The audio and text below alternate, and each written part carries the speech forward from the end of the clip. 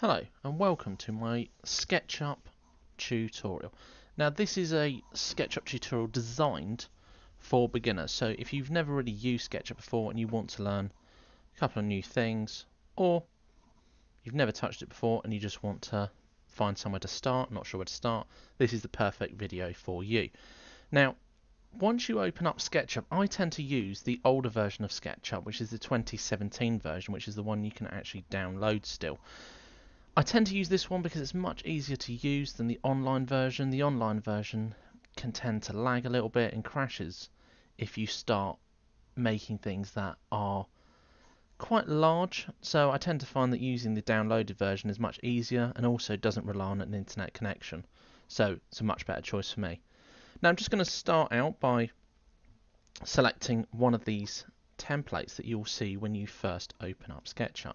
Now I tend to use it with meters just because that's how I've always used it, but you can use any of the others, and the measurements are obviously slightly different, but just for the sake of this first tutorial we're going to have a go with the meters. So we select it and just open up Start Using SketchUp. Now it takes a few seconds just to load as it just sets out everything that you might need. Now when you open up SketchUp, you might find that there are quite a lot of things open. Now you'll notice that mine has this toolbar here on the left side. The toolbar is incredibly useful because it does give you a lot more options. Now to get that, all you need to do is scroll across the top to the one that says View, and you want to go to Toolbars.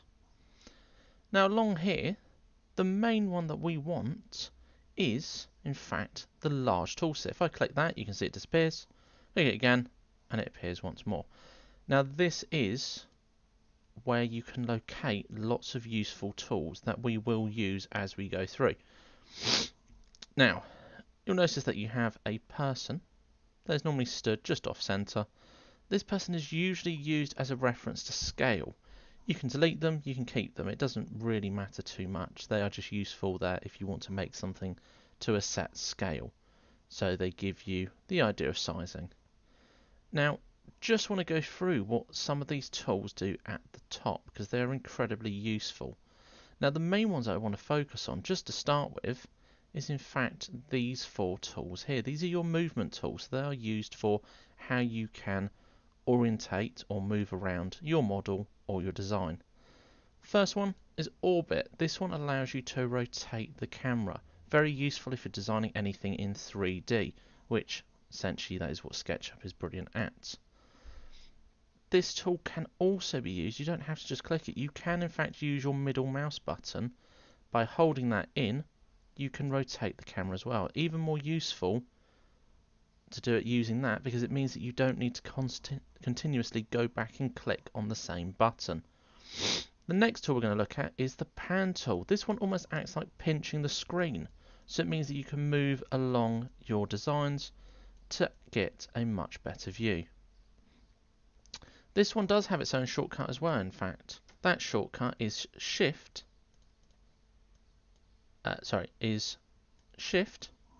and it brings the hand up, so you can just click, and then when you let go of Shift, it's gone again. So it means you don't have to continuously click up here again. Zoom, you can zoom in and out by scrolling it forwards and backwards. You can also do this by scrolling your mouse wheel forwards and backwards. Another very useful shortcut.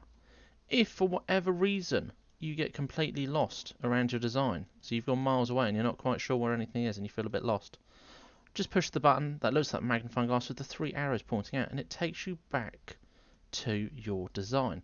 So it means it's much harder to get lost using this software, because it can be quite intimidating when you're working with big models and you tend to get lost around them. So without further ado, let's have a little go at creating something. Now the first thing that I always try to get people to create is just a basic house.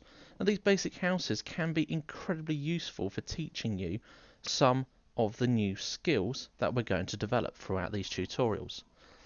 First thing we're going to do, we're going to have a look at some more tools. Now this tool is the Shape tool.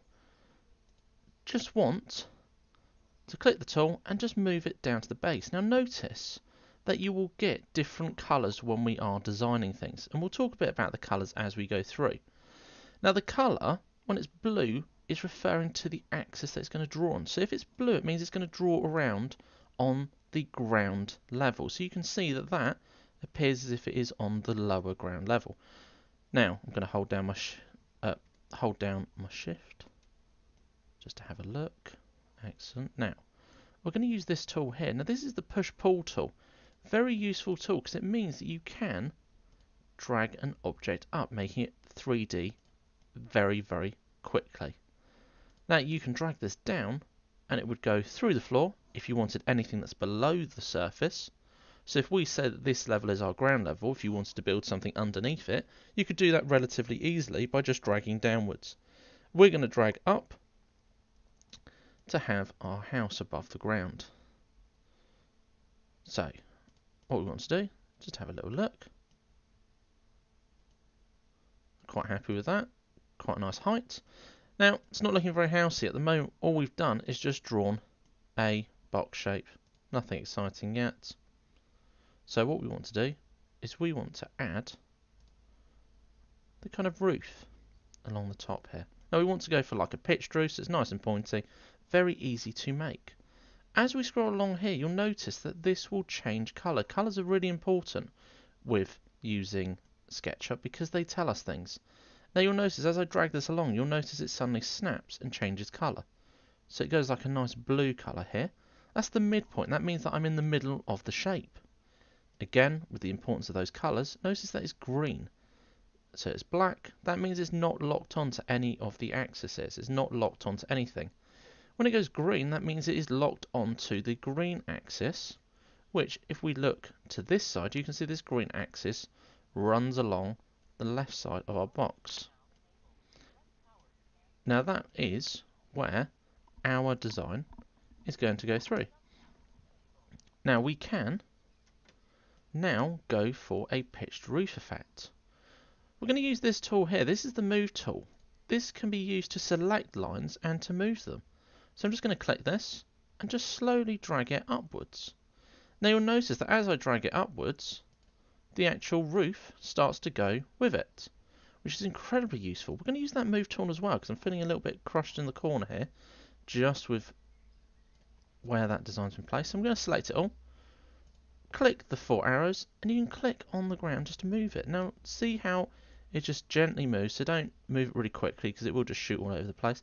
Just move it gently at a time. Just pan over here again, just to have a little look at our design there. Now, just place that where I'm happy because I want to have a little bit of space so that I can start working on things outside the house if I want to. Now I'm just going to select the black arrow, just deselect it. And we've got something that sort of resembles a house type thing at the moment. Nothing too exciting yet. Now what we want to do is just hollow out the inside of our house. So I've just scrolled and orbited underneath. If we click this tool here, this is the offset tool. This allows us to select a surface and it copies the outside edges of a shape and allows us to drag them inside. Now this is going to show us how thick the walls of our inside are going to be. So about there, just to have a little bit of an edge on there. Now we're going to use that tool we've used before, which is the push-pull tool. I'm going to click that and I'm going to drag it upwards. Now if you're wondering how high I want to drag it, well I'd actually like it to go up to where the roof starts to move here. So to do that, as you go up, notice that it's going through the roof. We don't want that. But what we can do is we can actually lock onto an edge. Now if I click on this edge, it means that my inside has been dragged up to that point here. So it's not going to go through the roof, and it's going to give us enough space inside to see what we're doing. Now we don't want a hollow base on the bottom, so what we can do, just to fill it in, we're going to use our rectangle tool just to draw a base for the house to sit on now. So that seals in the bottom, so you can see this bit here, and we can just click and drag along the corners just to fill in the base of our house. Okay, so again, just undo that. So to undo, you can do Control and Z, or you can go up here, sorry, not Control and Z, you want to do Alt and Backspace, or you can come up here and do Undo Rectangle, and Control and Y will redo it for you. Okay. Now you can use Control and Z as well, oddly enough. Control and Z. also works. So, click, and then click in the bottom right corner. And then we have this basic view of our house. Now, we can start working on other things by adding doors. Also very important for a house. You might want to start adding some windows. Okay, again, just a very basic house. Now, once we have something like this doorway here, we might want to remove this so we can actually see inside. Now notice that as I drag it forward, can we see that it goes a different colour? It goes grey, and then it says offset limited to, okay, and it will have a number there. Now, what we're going to do is if we click when it's like that, it means it will remove that from your model, which means that you can actually remove something from that area, and it just drags it through and deletes it. We can also do that with the window if we want to. So we can take it back, let's say. Now, what we can do is we can also select these and move them. So we might want, for example, I might not like that window there, I might want the window down here. So if I have that window down there, for example, I can then click it here and move it backwards and go through. Let's have a look inside. Oh, lost it. So again, got lost, so I can just push that one, and it just takes us back if we do get lost at any points. Now, click. And then you can see it says on face this time, and that means it's going to remove it. So it's that colour change that's really important to us. Okay, it's that specific colour change that matters. If we do it to there, it's going to come out. If we go that way, it's just going to go inwards, okay? So again, this is just something that's just a nice way to start things off and to get you to start creating things. You might want to develop your house, so you can start adding things on the side. You can start adding a garage, for example. Just drag that back. So you can see very quickly that you go from having very little on a design to having quite a lot of stuff. Now, if you're one of those people that wants to just copy something, you can actually select a line. So black arrow, click the line. When it's blue, you know it's selected. If you push Control and C, and then Control and V, you can actually paste things. So you can copy things, making it much, much quicker to place things on your design. Okay, so we're not worrying too much about accuracy at the moment. Remember, we're just learning the software. We want to have a bit of a play first and then see where we go in terms of accuracy. Now, I tend to use SketchUp more for conceptual designs as opposed to very accurate designs. Okay. Now, on here, we are clicking on the surfaces that we want it to copy the right height to. So it means that you can make sure that things are the same height as each other. So again, just click and select the face you want it to copy the height of. So we can get some very interesting different designs going on. You might want to design something that had a bit more of a pathway or a road that led to your garage. So you can just select and click. You can have a little pathway leading to your garage. You might want to change the shapes. You might want to add a circle. So you can select shapes and go to circles. You can add circles to your designs. And we can add more of a stony pathway to our house. So adding some stones. Again, if you want them to be the exact same size as each other, the easiest thing to do, black arrow, select the shape, Control C and Control V to paste it. And then you can move it around. And it allows you to copy things very quickly. So if I Control V, and then just place it. And again, because I know it's blue, I know it's on the base layer of my building. You might want to give the stones a slight elevation.